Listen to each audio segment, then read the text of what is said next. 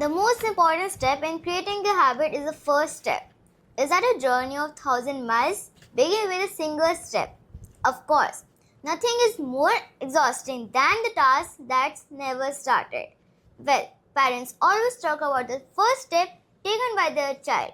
But today, we did look at the first step in a broader context, whether in dreams, challenges, or life journey. Every remarkable story begins with a single courageous move. So, sir, my first question to you is I would like to clarify the concept of first step. What does it mean in different contexts और हर एक particular situation में मुझे क्या first step लेना है ये हमें कैसे पता चलेगा? देखो बेटा, फर्स्ट स्टेप का मतलब है कि आपने कोई एक सिचुएशन है जिसके लिए आपने सोचा, तो अब एक तो ये कि आप बस करेंगे, हो जाएगा, ऐसे ही कर रहे हैं तो स्टेप ही नहीं लेते तो वो होगा ही नहीं। जैसे बहुत सारे बच्चे एग्ज़ाम से पहले ही पढ़ते हैं, उन्हें लगेगा तो बहुत सारे महीने कर लेंगे, कल कर लेंगे, तो प्रोक्रेस्टिनेट करते हैं। बहुत से बच्चे, देखिए सबसे पहले ना, मैं क्योंकि आप छोटे हो बच्चे तो मैं पढ़ाई के रिलेशन में बात करूँगा। जब बच्चा पढ़ाई शुरू कर रहा है या पढ़ाई में उतना अच्छा नहीं चल रहा, तो उसे सबसे पहले तो उसके पेरेंट्स को उसकी प्रॉब्लम आइडेंटिफाई करनी चाहिए।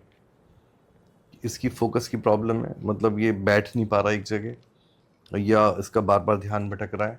क्योंकि अब सोशल मीडिया के जब से इंटरवीन हो गया सोशल मीडिया, सब चीज़ें बहुत चेंज हो गई हैं।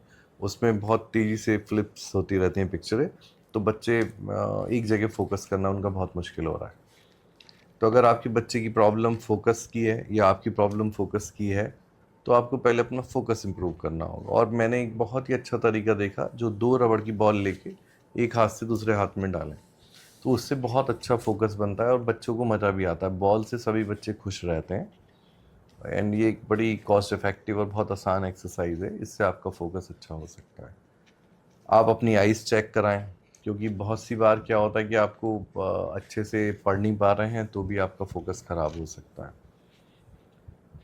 दूसरा, कुछ बच्चे घबरा जाते हैं, मतलब कोर्स देख के, पढ़ाई देख के ओवरवेल्म्ड हो जाते हैं, तो उन लोगों को थोड़ा स्ट्रेस मैनेजमेंट करना चाहिए। उन्हें थोड़ा एक्सरसाइज, डीप ब्रीथिंग एक्सरसाइज करनी चाहिए। जैसे कबूतर की पंखुड़ी हाथ पे लेके ऐसे दिन में 10 बार, कम से कम दिन में 2-3 बार करें। इन चीज़ों का फ़ायदा इमीडिएटली नहीं दिखता है। जब आप रेगुलर करते हैं तो वो आपका जो ऑटोनॉमिक नर्वस सिस्टम है, जो आपको घबराहट पैदा करता है, वो बेटर हो जाता है। तीसरा, कुछ बच्चों को तो टालने की आदत है, जो अभी मैं बता रहा था, प्रोक्रेस्टिनेट करते हैं। वो चीज़ों को टाल दिया, कर लेंगे, कल कर लेंगे। वो ये सोचते ही नहीं है कि इसे ना करने से क्या नुकसान हो जाएगा, क्योंकि उनका जो फोकस है उनके पेरेंट्स का फोकस नहीं है। उन्हें तो ये है कि बस चलो ठीक है, पास हो गए तो ठीक है, नहीं हुए तो ठीक है, जब तक छोटे होते हैं बच्चे। और जो बड़े हो गए तो उन्हें थोड़ा पास होने की जो चिंता रहती है, पेरेंट्स को चिंता रहती है इसका साल ना ख़राब हो जाए। और फिर जब वो एवरेज होता है बच्चा, तो उन्हें रहती है कि जो मेरी फ्रेंड है उसके बच्चे से इसके नंबर कम ना है। इससे ऊपर कोई सोचता ही नहीं है। तो पहली चीज़ तो साल इतना बहुत इम्पॉर्टेंट बात नहीं है। हमारा रूट कॉज, हमारा जो बेसिक है वो अच्छा होना चाहिए। और जहाँ प्रोक्रेस्टिनेट कर रहे हैं तो आप बच्चे से कहें, बेटा एक बार शुरू तो करो, तुम 2 लाइन पढ़ो तो अच्छी। और जब आप पढ़ते हो, छोटा गोल रखो। आपने एक छोटा गोल रखा कि मुझे ये 4 लाइन समझनी है। जैसे ही आप उसे समझ जाते हो तो आपको खुद मज़ा आने लगता है, आप फिर प्रोक्रेस्टिनेट नहीं करते। तो this is your first step. Sir, first step लेना हमेशा इतना चैलेंजिंग क्यों होता है? Like, I vividly recall my first experience on stage. I was incredibly nervous and completely froze. And it happens with most of the people. उनके पास ideas होते हैं, but they struggle to initiate action.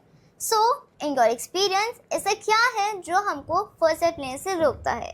What advice would you offer who find themselves stuck in the planning phase? देखिए, जहाँ तक stage performance की बात है, तो हमें उसमें कई बार बहुत डर लगता है कि लोग क्या सोचेंगे, मैं भूल तो नहीं जाऊँगा। वो हमारा जजमेंट वाला जो एस्पेक्ट है वो बहुत एक्टिव हो जाता है, परफॉर्मेंस एंजाइटी हो जाती है। तो ये सब चीज़ें बेटा, जो भी जिन लोगों को भी आप बोलता देखते हो, no one borns perfect in everything, you become perfect in everything by hard work. तो यू हैव टू प्रैक्टिस। और प्रैक्टिस जब आपको, अब सपोज स्टेज पे मान लो, अभी मुझे एक स्पीच ओरिएंटेशन, वो ओरिएंटेशन स्पीच देनी है, तो उसके लिए मैं थोड़ी तैयारी तो कर रहा हूँ ना। मैं वैसे नहीं हो सकता कि मेरा वर्क भी नहीं है ये। मैं तो डॉक्टर हूँ, मुझे तो पेशेंट देखने में, ये तो है नहीं जगह जगह जाके स्पीच डिलीवर कर रहा हूँ। और ना ही हमारी कोर्स में स्पीच पढ़ाई जाती है, कुछ करा जाता है। तो फिर उसके लिए ना मैं तैयारी करता हूँ। अभी आज मैंने कुछ उसका फ्रेमवर्क बनाया है, शाम को थोड़ा बोल के देखूंगा, कल फिर उसे रिपीट करूंगा, जिससे कि जिस दिन वो मुझे वहाँ जाना है मैं उसे अच्छे से परफॉर्म कर पाऊँ। तो ये it is a matter of preparation. आप फिर उसको शीशे के सामने खड़े होकर बोलिए अगर आपको ज़्यादा घबराहट होती है।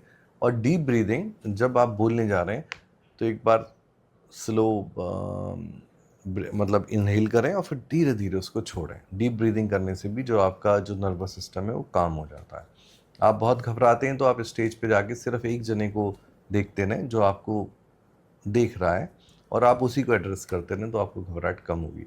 वरना क्या होगा, फर्स्ट टाइम में आपने देखा कोई बच्चा उछल रहा है या कोई कुछ कर रहा है, कोई फ़ोन पे छू रहा है, तो आप डिस्टर्ब हो जाएंगे। I'm looking for advice on how to study effectively while managing stress. Like हमारे लिए इतना concentrated रहना और motivated feel करना बहुत challenging होता है. So here I would like to know what should be my first step for the same. अगर आपके पास कोई टेक्निक, स्ट्रैटेजी और कोई पर्सनल एक्सपीरियंस है जो हमारी हेल्प कर सकता है, so I would greatly appreciate your input. देखो बेटा, एक तो होती है ना पोमोडोरो टेक्निक। उसमें क्या करते हैं हम 10-15 मिनट के लिए पढ़ाई करते हैं या 25 मिनट के लिए पढ़ाई करते हैं और 5 मिनट का ब्रेक ले लेते हैं। तो हम ओवरबर्डन नहीं करते अपने ब्रेन को। इससे तुम इन सारी बातों को समझ सकती हो। जैसे तुम सपोज अपने घर से दिल्ली जाना है, तो आप सबसे पहले अपनी गाड़ी चेक करेंगे कि भाई गाड़ी में कोई फॉल्ट तो नहीं है, इसकी बैटरी वगैरह ठीक है, मतलब चाहे आपके पापा करेंगे वो। और आप उसके अंदर डीजल देखेंगे कि डीजल प्रॉपर है नहीं। तो ऐसे ही जब आप पढ़ने शुरू करते हैं तो you should be well rested. आपकी स्लीप बहुत इंपॉर्टेंट पार्ट है। स्लीप बहुत अच्छी होनी चाहिए। दूसरा, आपको मल्टीटास्किंग नहीं करनी। अब ज़माना मल्टीटास्किंग का ख़त्म हो गया।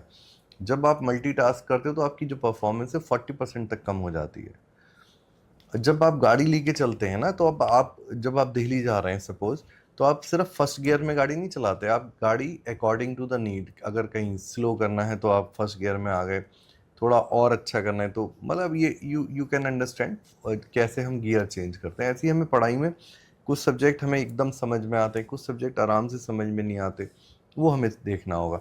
दूसरा, जो भी चीज़ हम याद करें वो बुक की लैंग्वेज में ना याद करें, वो हम अपनी लैंग्वेज में याद करें।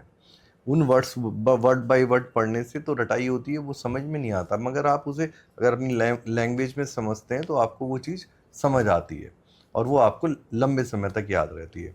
एक वर्ड होता है स्पेस रिपीटिशन। जो चीज़ आपको बहुत अच्छे से एकदम से पिक हो गई है उसे आप 3 दिन बाद रिवाइज कर लें, और जो चीज़ आपको बिल्कुल नहीं याद हो रही है तो उसे अगले दिन देख लें। एक बार, बार बार उस पर बहुत टाइम लगाने की ज़रूरत नहीं। नेक्स्ट डे देखें, फिर नेक्स्ट डे देखें, धीरे धीरे उसका जो इम्प्रिंट है आपके ब्रेन में बन जाएगा। तो जितने भी बहुत ये टॉपर बच्चे होते हैं जो बहुत अच्छा कर रहे होते हैं, वो सब प्लानिंग ऐसी करते हैं, वो सब ऐसी पढ़ते हैं। वो आपसे कहते कुछ और हैं बट वो पढ़ाई ऐसी करते हैं, वो टाइम वेस्ट नहीं करते। रिलेटिव आ जाएंगे तो उनके दिमाग में पहले से पड़ा होगा कि मुझे इनके साथ आधा घंटा खेलना है या आधा घंटा बैठना है, तो वो उतना ही रहते हैं और फिर बहाने से निकल जाते हैं। तो वो एक बैलेंस बना के रखते हैं। तो बेसिकली हमें शुरू से अपने बच्चों को लाइफ में बैलेंस बनाना सिखाना है। भाई सोना भी ज़रूरी है, खाना भी ज़रूरी है और खेलना भी ज़रूरी है। Okay, I got it. Thank you so much, sir, thank for you answer परिधि, थैंक यू। information.